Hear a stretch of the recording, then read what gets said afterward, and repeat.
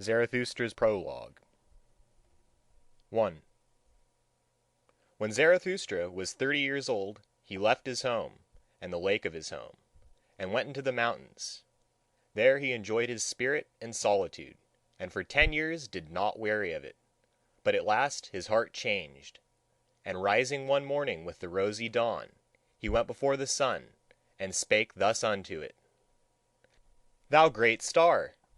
What would be thy happiness if thou hadst not those for whom thou shinest? For 10 years hast thou climbed hither unto my cave. Thou wouldst have wearied of thy light and of the journey, had it not been for me, mine eagle, and my serpent. But we awaited thee every morning, took from thee thine overflow, and blessed thee for it. Lo! I am weary of my wisdom, like the bee that hath gathered too much honey. I need hands outstretched to take it. I would fain bestow and distribute, until the wise have once more become joyous in their folly, and the poor happy in their riches. Therefore must I descend into the deep, as thou doest in the evening, when thou goest behind the sea, and givest light also to the netherworld, thou exuberant star. Like thee must I go down, as men say, to whom I shall descend. Bless me then, thou tranquil eye, that canst behold even the greatest happiness without envy. Bless the cup that is about to overflow, that the water may flow golden out of it, and carry everywhere the reflection of thy bliss. Lo! This cup is again going to empty itself, and Zarathustra is again going to be a man. Thus began Zarathustra's downgoing. 2. Zarathustra went down the mountain alone, no one meeting him. When he entered the forest, however, there suddenly stood before him an old man, who had left his holy cot to seek roots. And thus spake the old man to Zarathustra: No stranger to me is this wanderer. Many years ago passed he by. Zarathustra he was called, but he hath altered. Then thou carriest thine ashes into the mountain. Wilt thou now carry thy fire into the valleys? Fearest thou not the incendiary's doom? Yea, I recognize Zarathustra. Pure is his eye, and no loathing lurketh about his mouth. Goeth he not along like a dancer? Altered is Zarathustra. A child hath Zarathustra become. An awakened one is Zarathustra. What wilt thou do in the land of the sleepers? As in the sea hast thou lived in solitude, and it hath borne thee up. Alas! Wilt thou now go ashore? Alas! Wilt thou again drag thy body thyself? Zarathustra answered, I love mankind. Why, said the saint, did I go into the forest and the desert? Was it not because I loved men far too well? Now I love God. Men I do not love. Man is a thing too imperfect for me. Love to man would be fatal to me. Zarathustra answered, What spake I of love? I am bringing gifts unto men. Give them nothing, said the saint. Take rather part of their load, and carry it along with them. That will be most agreeable unto them, if only it be agreeable unto thee. If, however, thou wilt give unto them, give them no more than an alms, and let them also beg for it. No, replied Zarathustra, I give no alms. I am not poor enough for that. The saint laughed at Zarathustra, and spake thus: Then see to it that they accept thy treasures. They are distrustful of anchorites, and do not believe that we come with gifts. The fall of our footsteps ringeth too hollow through their streets. And, just as at night, when they are in bed and hear a man abroad long before sunrise, so they ask themselves concerning us, Where goeth the thief? Go not to men, but stay in the forest. Go rather to the animals. Why not be like me? A bear amongst bears, a bird amongst birds. "And what doeth the saint in the forest?" asked Zarathustra. The saint answered, "I make hymns and sing them, and in making hymns I laugh and weep and mumble. Thus do I praise God.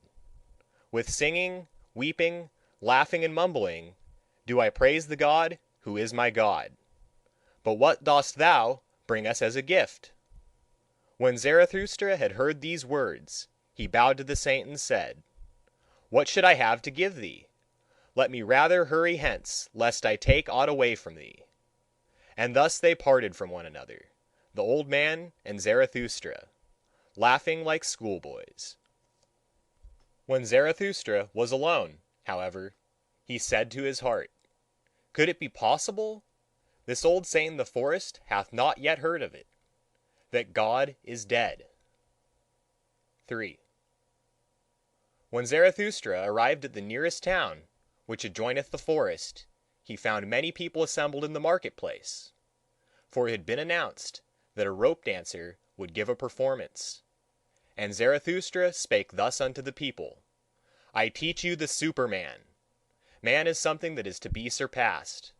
What have ye done to surpass man? All beings hitherto have created something beyond themselves, and ye want to be the ebb of that great tide, and would rather go back to the beast than surpass man? What is the ape to man? A laughing-stock, a thing of shame. And just the same shall man be to the Superman, a laughing-stock, a thing of shame. Ye have made your way from the worm to man, and much within you is still worm. Once were ye apes, and even yet man is more of an ape than any of the apes. Even the wisest among you is only a disharmony and hybrid of plant and phantom. But do I bid you become phantoms or plants? Lo, I teach you the Superman. The Superman is the meaning of the earth. Let your will say, the Superman shall be the meaning of the earth. I conjure you, my brethren, remain true to the earth, and believe not those who speak unto you of super-earthly hopes. Poisoners are they, whether they know it or not. Despisers of life are they, decaying ones, and poisoned ones themselves, of whom the earth is wary. So away with them. Once, blasphemy against God was the greatest blasphemy. But God died, and therewith also those blasphemers. To blaspheme the earth is now the dreadfulest sin, and to rate the heart of the unknowable higher than the meaning of the earth. Once the soul looked contemptuously on the body, and then that contempt was the supreme thing. The soul wished the body meagre, ghastly, and famished. Thus it thought to escape from the body and the earth. Oh, that the soul was itself meagre, ghastly, and famished, and cruelty was the delight of that soul! But ye also, my brethren, tell me, what doth your body say about your soul? Is your soul not poverty and pollution and wretched self-complacency? Verily, a polluted stream is man. One must be a sea to receive a polluted stream without becoming impure. Lo, I teach you the Superman. He is that sea. In him can your great contempt be submerged. What is the greatest thing ye can experience? It is the hour of great contempt, the hour in which even your happiness becometh loathsome unto you, and so also your reason and virtue. The hour when ye say, "What good is my happiness? It is poverty and pollution and wretched self-complacency. But my happiness should justify existence itself." The hour when you say, "What good is my reason? Doth it long for knowledge as the lion for his food? It is poverty and pollution and wretched self-complacency." The hour when ye say, "What good is my virtue? And yet it hath not made me passionate. How weary I am of my good and my bad!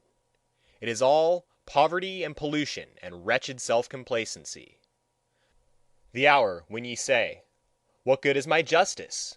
I do not see that I am fervour and fuel. The just, however, are fervour and fuel.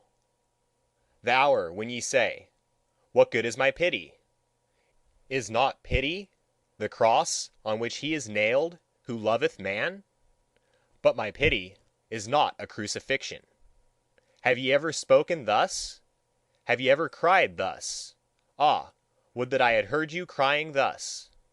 It is not your sin. It is your self-satisfaction that crieth unto heaven. Your very sparingness in sin crieth unto heaven. Where is the lightning to lick you with its tongue? Where is the frenzy with which ye should be inoculated? Lo, I teach you the Superman. He is that lightning. He is that frenzy. When Zarathustra had thus spoken, one of the people called out, "We have now heard enough of the rope dancer. It is time now for us to see him." And all the people laughed at Zarathustra. But the rope dancer, who thought the words applied to him, began his performance. 4. Zarathustra, however, looked at the people and wondered. Then he spake thus: Man is a rope stretched between the animal and the Superman, a rope over an abyss, a dangerous crossing, a dangerous wayfaring, a dangerous looking back, a dangerous trembling and halting. What is great in man is that he is a bridge and not a goal. What is lovable in man is that he is an over-going and a down-going. I love those that know not how to live except as down-goers, for they are the over-goers. I love the great despisers, because they are the great adorers, and arrows of longing for the other shore. I love those who do not first seek a reason beyond the stars for going down and being sacrifices, but sacrifice themselves to the earth, that the earth of the Superman may hereafter arrive. I love him who liveth in order to know, and seeketh to know in order that the Superman may hereafter live. Thus seeketh he his own downgoing. I loveth him who laboureth and inventeth, that he may build the house for the Superman, and prepare for him earth, animal, and plant, for thus seeketh he his own downgoing. I love him who loveth his virtue, for virtue is the will to downgoing, and an arrow of longing. I love him who reserveth no share of spirit for himself, but wanteth to be wholly the spirit of his virtue. Thus walketh he as spirit over the bridge. I love him who maketh his virtue his inclination and destiny. Thus, for the sake of his virtue, he is willing to live on or live no more. I love him who desireth not too many virtues. One virtue is more of a virtue than two, because it is more of a knot for one's destiny to cling to. I love him whose soul is lavish, who wanteth no thanks and doth not give back, for he always bestoweth, and desireth not to keep for himself. I love him who is ashamed when the dice fall in his favour, and who then asketh, Am I a dishonest player? For he is willing to succumb. I love him who scattereth golden words in advance of his deeds, and always doeth more than he promiseth, for he seeketh his own downgoing. I love him who justifieth the future ones, and redeemeth the past ones, for he is willing to succumb through the present ones. I love him who chasteneth his God, because he loveth his God, for he must succumb through the wrath of his God. I love him whose soul is deep, even in the wounding, and may succumb through a small matter. Thus goeth he willingly over the bridge. I love him whose soul is so overfull that he forgetteth himself, and all things are in him. Thus all things become his downgoing. I love him who is of a free spirit and a free heart. Thus is his head only the bowels of his heart. His heart, however, causeth his downgoing. I love all who are like heavy drops falling one by one out of the dark cloud that lowereth over man. They herald the coming of the lightning, and succumb as heralds. Lo, I am a herald of the lightning, and a heavy drop out of the cloud. The lightning, however, is the Superman. 5. When Zarathustra had spoken these words, he again looked at the people, and was silent. There they stand, said he to his heart, there they laugh. They understand me not. I am not the mouth for these ears. Must one first batter their ears, that they may learn to hear with their eyes? Must one clatter like kettle drums and penitential preachers? Or do they only believe the stammerer? They have something whereof they are proud. What do they call it? That which maketh them proud? Culture they call it. It distinguisheth them from the goat herds. They dislike, therefore, to hear of contempt of themselves. So I will appeal to their pride. I will speak unto them of the most contemptible thing. That, however, is the last man.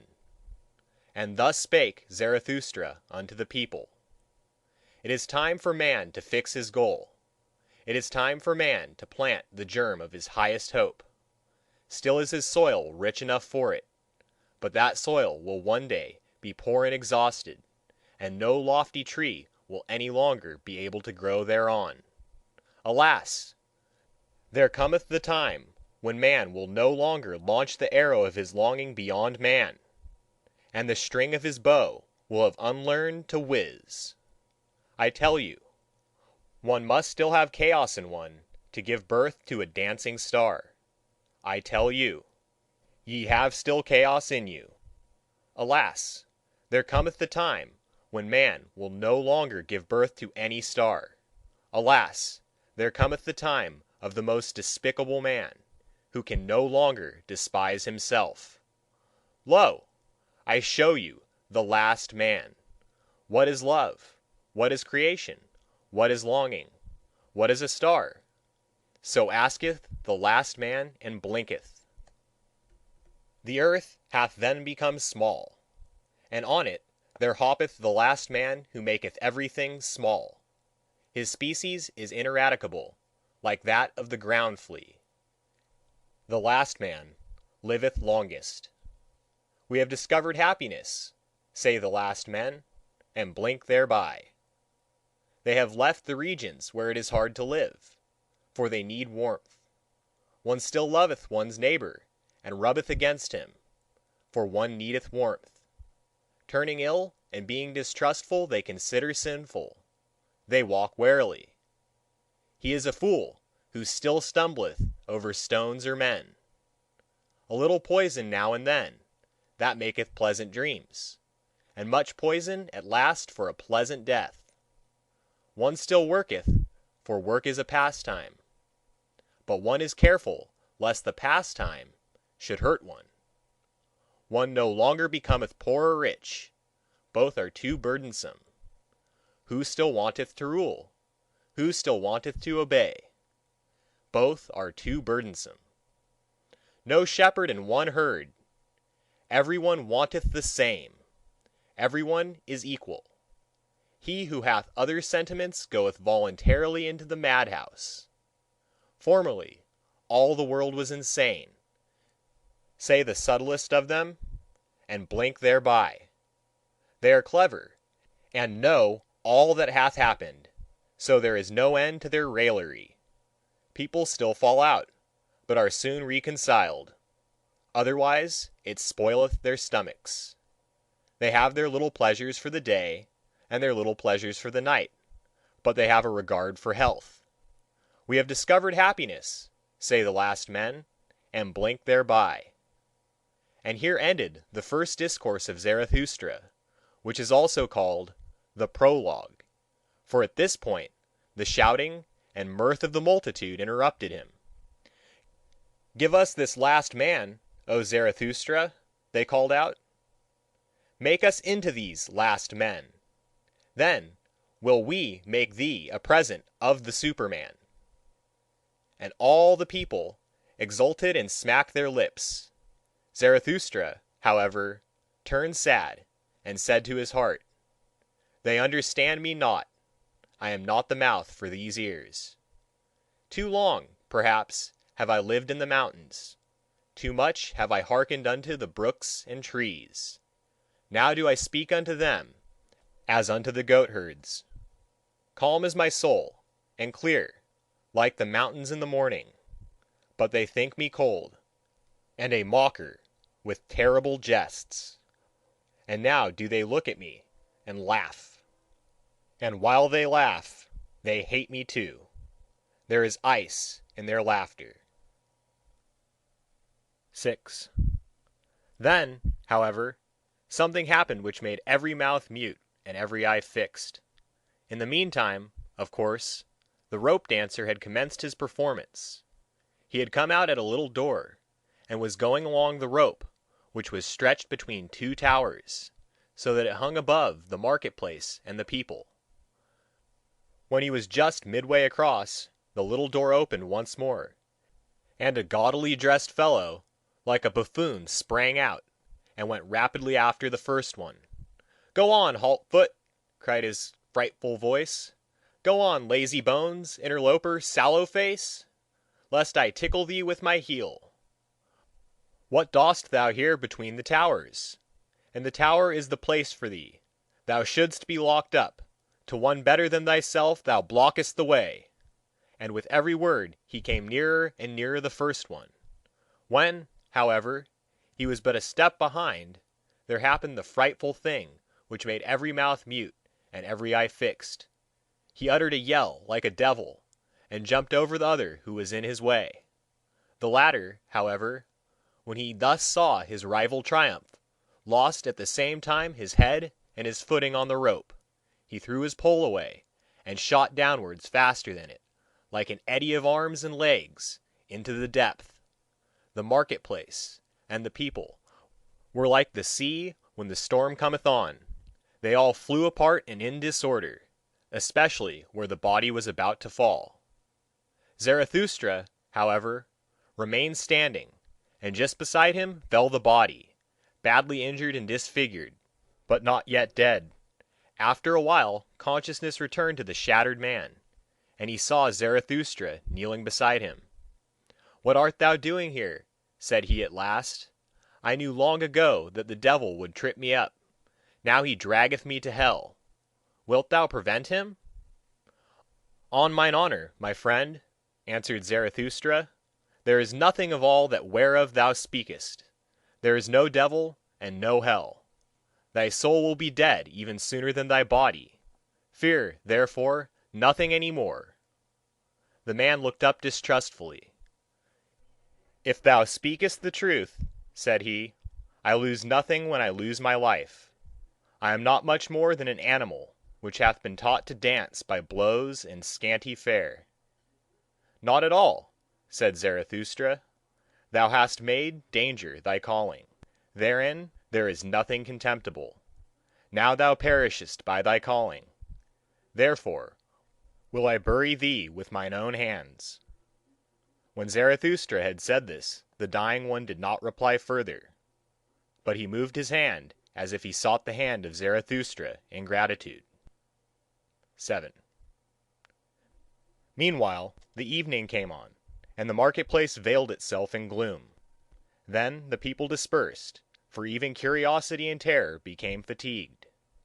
Zarathustra, however, still sat beside the dead man on the ground, absorbed in thought, so he forgot the time. But at last it became night, and a cold wind blew upon the lonely one. Then arose Zarathustra, and said to his heart, "Verily, a fine catch of fish hath Zarathustra made today. It is not a man he hath caught, but a corpse. Sombre is human life, and as yet without meaning. A buffoon may be faithful to it. I want to teach men the sense of their existence, which is the Superman, the lightning out of the dark cloud. Man. But still am I far from them. and my sense speaketh not unto their sense. To men I am still something between a fool and a corpse. Gloomy is the night, gloomy are the ways of Zarathustra. Come, thou cold and stiff companion, I carry thee to the place where I shall bury thee with mine own hands. 8. When Zarathustra had said this to his heart, he put the corpse upon his shoulders and set out on his way. Yet he had not gone 100 steps, when there stole a man up to him, and whispered in his ear. And lo! He that spake was the buffoon from the tower. "Leave this town, O Zarathustra," said he.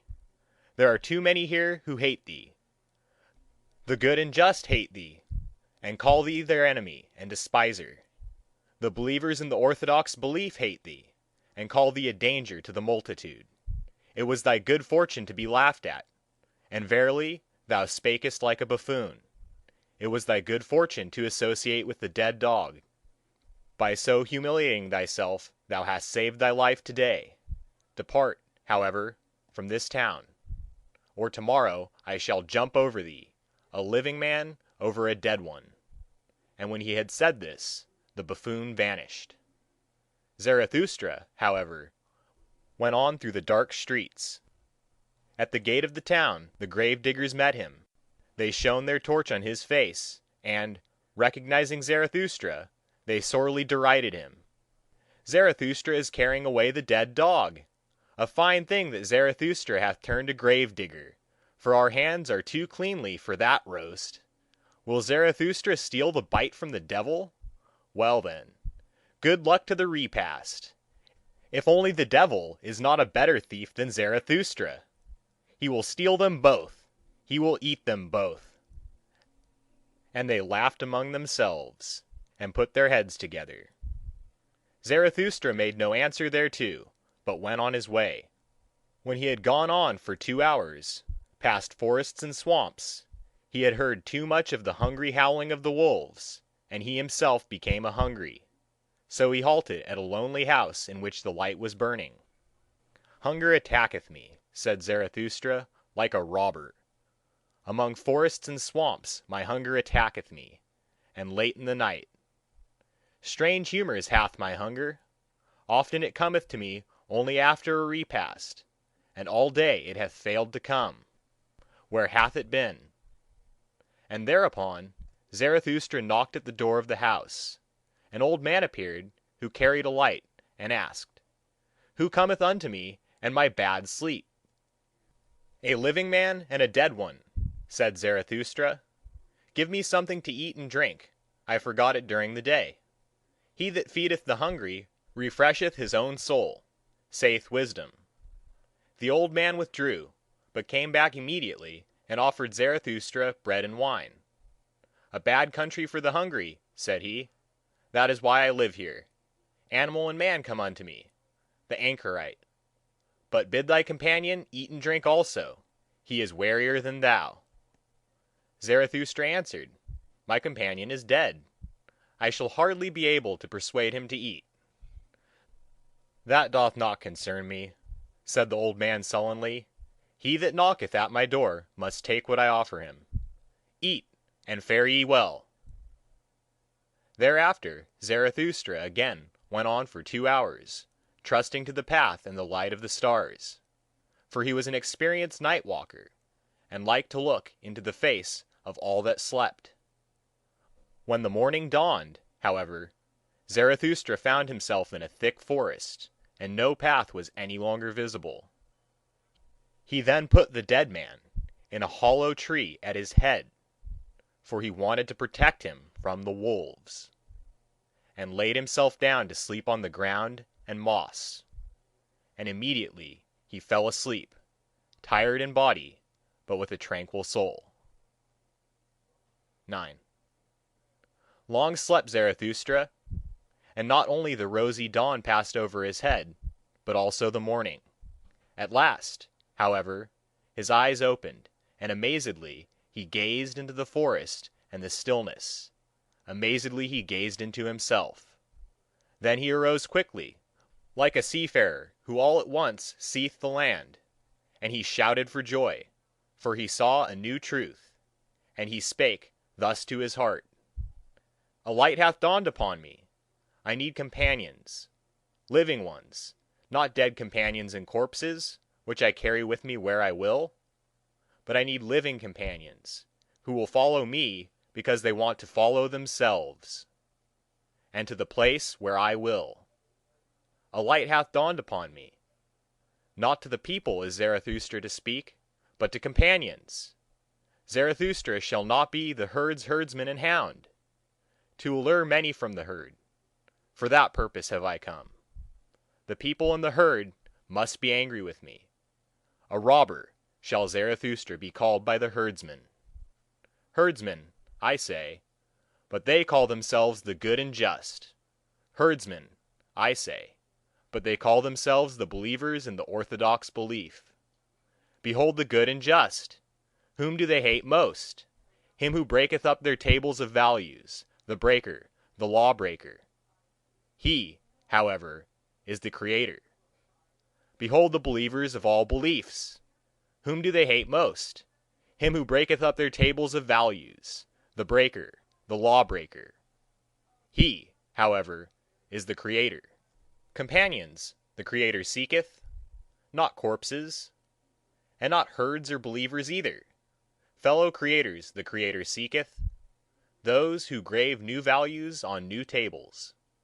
Companions the Creator seeketh, and fellow reapers, for everything is ripe for the harvest with him, but he lacketh the 100 sickles, so he plucketh the ears of corn, and is vexed.